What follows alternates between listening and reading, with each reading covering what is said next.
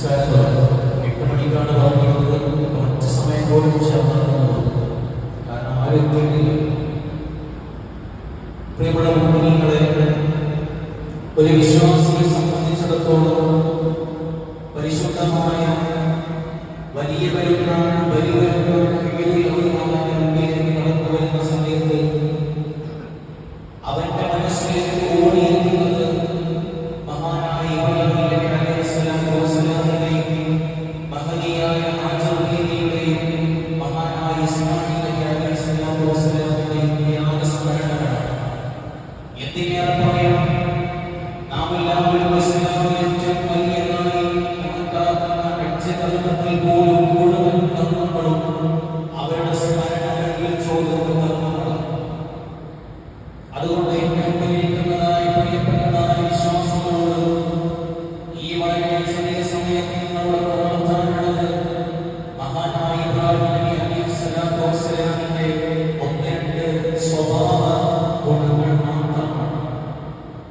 ഈ പരിശുദ്ധ ദിവസത്തിൽ നാം അറിഞ്ഞിരിക്കൽ വളരെ അനിവാര്യമായ കാര്യമാണ്. അല്ലാഹു സുബ്ഹാനഹു വ തആല പരിശുദ്ധമായ ഖുർആനിലൂടെ പറയുകയാണ്, മഹാനായ ഇബ്രാഹിം നബി അലൈഹിസ്സലാത്തു വസ്സലാം അല്ലാഹുവിന്റെ ഖലീലാണെന്ന് ഹബീബുൽ മുഹമ്മദ് മുസ്തഫ. നമ്മളൊക്കെ ഖലീലുല്ലാഹി ഇബ്രാഹിം എന്ന് ഇബ്രാഹിം നബി അലൈഹിസ്സലാത്തു വസ്സലാമിന്റെ പേര് പറയുന്ന സമയത്ത് എന്തുകൊണ്ടാണ് ഖലീൽ എന്നുള്ള പേര് ഇബ്രാഹിം നബി അലൈഹിസ്സലാത്തു വസ്സലാമിന് വന്നത് എന്ന് നാം എല്ലാവരും പഠിക്കൽ അനിവാര്യമാണ്. പ്രിയപ്പെട്ട മുഅ്മിനീങ്ങളെ, നമുക്ക് ഓരോരുത്തർക്കും ഉണ്ടായിരിക്കേണ്ട സ്വഭാവം കൊണ്ട് കിട്ടിയ പേരാണ് ഇബ്രാഹിം നബി അലൈഹിസ്സലാത്തു വസ്സലാമിന് ഖലീൽ, അല്ലാഹുവിന്റെ കൂട്ടുകാരൻ എന്നുള്ള സുന്ദരമായ നാമം അല്ലാഹു തആല കൊടുത്തത്. ഇബ്രാഹിം നബി അലൈഹിസ്സലാത്തു വസ്സലാമിന്റെ ഒരു പ്രത്യേക സ്വഭാവമായിരുന്നു എപ്പോൾ ഭക്ഷണം കഴിക്കാൻ നിൽക്കുന്ന സമയത്ത്, എപ്പോൾ ഇബ്രാഹിം നബി അലൈഹിസ്സലാത്തു വസ്സലാം ഭക്ഷണം കഴിക്കുമ്പോഴും തന്റെ കൂടെ ഒരു അതിഥി ഉണ്ടായിരിക്കും. മഹാനായ ഇബ്രാഹിം നബി അലൈഹിസ്സലാത്തു വസ്സലാമിന് വളരെ നിർബന്ധമായി. അതിഥിയില്ലാതെ ഒരു പാവപ്പെട്ട ആൾക്ക് ഭക്ഷണം കൊടുക്കുന്നവർ തന്റെ കൂടെ ഇരുത്തി ഭക്ഷണം കഴിപ്പിക്കാതെ ഇബ്രാഹിം നബി അലൈഹിസ്സലാത്തു വസ്സലാം തന്റെ ജീവിതത്തിൽ ഒറ്റ പോലും ഭക്ഷണം കഴിച്ചിട്ടില്ല എന്ന് ചരിത്രത്തിലൂടെ രേഖപ്പെടുത്തുമ്പോൾ ഇത് കാരണമായാണ്, ഈ ഒരു മഹത്തായ സ്വഭാവ കാരണമാണ് അല്ലാഹു സുബ്ഹാനഹു വ തആല അല്ലാഹുവിന്റെ ഖലീൽ, അല്ലാഹുവിന്റെ കൂട്ടുകാരൻ എന്ന് മഹത്തായ പേര് നൽകി അല്ലാഹു സുബ്ഹാനഹു വ തആല മഹാനായ ഇബ്രാഹിം നബി അലൈഹിസ്സലാത്തു വസ്സലാമിനെ ബഹുമാനിച്ചു. പ്രിയപ്പെട്ട മുഅ്മിനീങ്ങളെ, ഈ ഒരു സുന്ദരമായ ദിവസത്തിൽ നമ്മൾ ഓരോരുത്തരും എടുക്കേണ്ടതായ തീരുമാനവും അത് തന്നെയാണ്. നാം എല്ലാവരും അല്ലാഹുവിന്റെ ഖലീലാണ്. നമുക്ക് ഓരോരുത്തർക്കും നാളെ പരലോകത്ത് അല്ലാഹുവിന്റെ ഖലീൽ പട്ടം ലഭിക്കണം. അതിനുവേണ്ടി നാം ഓരോരുത്തരും ചെയ്യേണ്ടത് മഹാനായ ഇബ്രാഹിം നബി അലൈഹിസ്സലാത്തു വസ്സലാമിന്റെ ആ സൽഗുണമേറിയതായ സ്വഭാവമല്ലോ.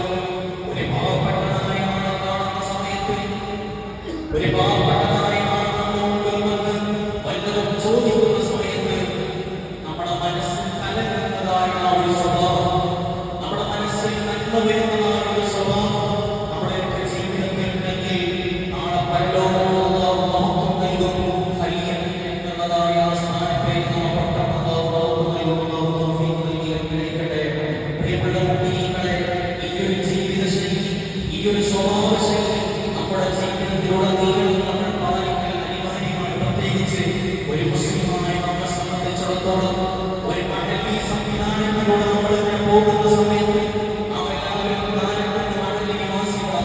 നമ്മെ സംബന്ധിച്ചിടത്തോളം ഈ മഹല്ലിലെ പാവപ്പെട്ടവരായ ആളുകൾ, ഈ മഹല്ലിലെ വളരെ പ്രയാസം അനുഭവിക്കുന്നതായ ആളുകളെ നാം കണ്ടുകൊണ്ട് തന്നെ, ആ ഒരു നന്മയുടെ കണ്ടുകൊണ്ട് തന്നെ, ആ ഒരു കാരുണ്യത്തിന്റെ കണ്ടുകൊണ്ട് തന്നെ നോക്കൽ അനിവാര്യമാണ്. അതാണ് ഈ സ്വഭാവം നാം എല്ലാവരും പഠിക്കേണ്ടത്.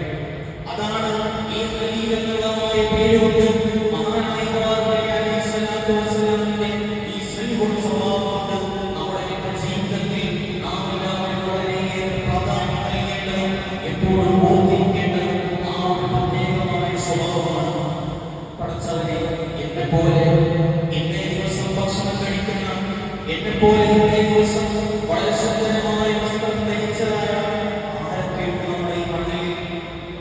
എന്ന് നാം എല്ലാവരും അന്വേഷിക്കുന്ന അനിവാര്യമാണ്.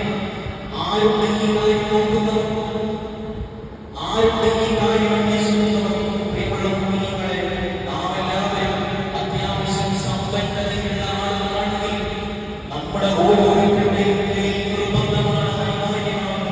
നമ്മുടെ അപ്പുറത്തുള്ളതായ തൊട്ടയൽവാസി, നമ്മുടെ മതിലിന്റെ പരിധിയിൽ താമസിക്കുന്നതായ പാവപ്പെട്ട ആളെ നാം പരിഗണിക്കുന്നത് നമ്മുടെ മേൽ അനിവാര്യമായ കാര്യമാണ്.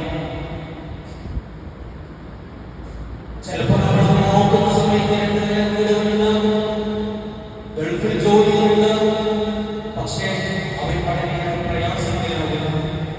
ഒരുപക്ഷെ പാവപ്പെട്ടതായ ആളുകൾക്ക് എല്ലാവരും വളരെ സഹായങ്ങൾ ചെയ്യുന്ന സമയത്ത് ഈ രണ്ടിന്റെ ഇടയിലും പാവപ്പെട്ടവരുടെയും പണക്കാരുടെയും ഇടയിൽ ആരും അറിയാതെ പോകുന്നതായ ഒരു ഇടത്തിലെ വിഭാഗക്കാരുണ്ട്.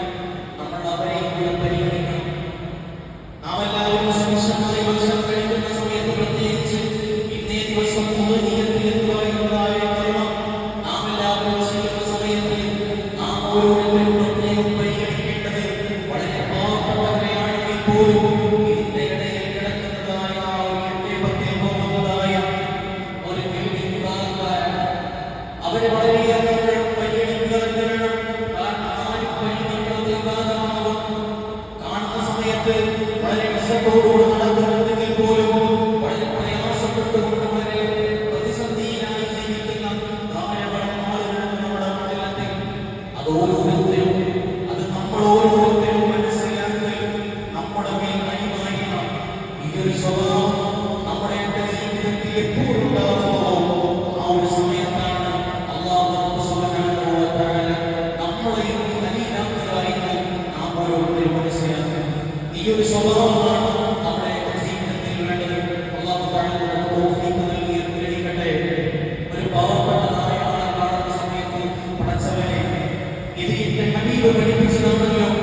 ഒരു പാവപ്പെട്ടതായ ആളെ കാണുന്ന സമയത്ത് അവന്റെ പ്രയാസങ്ങൾ മനസ്സിലാക്കാൻ, അവന്റെ പ്രതിസന്ധി ഘട്ടങ്ങൾ അവന്റെ കൂടെ നിൽക്കാൻ ഇത് എന്റെ ഹബീബ്, എന്റെ പരിശുദ്ധമായ ഇസ്ലാം എന്നോട് കൽപ്പിച്ചതാണല്ലോ, എന്നോട് പറഞ്ഞതാണല്ലോ എന്നുള്ളതായ ആ ഒരു മനോഭാവം, ആ ഒരു ചിന്ത ഒരു വിശ്വാസിയുടെ മനസ്സിൽ എപ്പോഴാണ് കടന്നു വരുന്നത്, ആ സമയത്താണ് അവൻ അല്ലാഹുവിന്റെ ഖലീലാകുന്നത് എന്ന് ആദരവായ പ്രവാചകൻ മുഹമ്മദ് മുസ്തഫ സല്ലല്ലാഹു അലൈഹി വസല്ലം നമുക്ക് തൗഫീഖ് നൽകി അനുഗ്രഹിക്കട്ടെ. പരിശുദ്ധമായ ദീനിനെ വിധിവിലക്കുകൾ അനുസരിച്ച് ജീവിക്കാൻ, പരിശുദ്ധമായ ദീനിന്റെ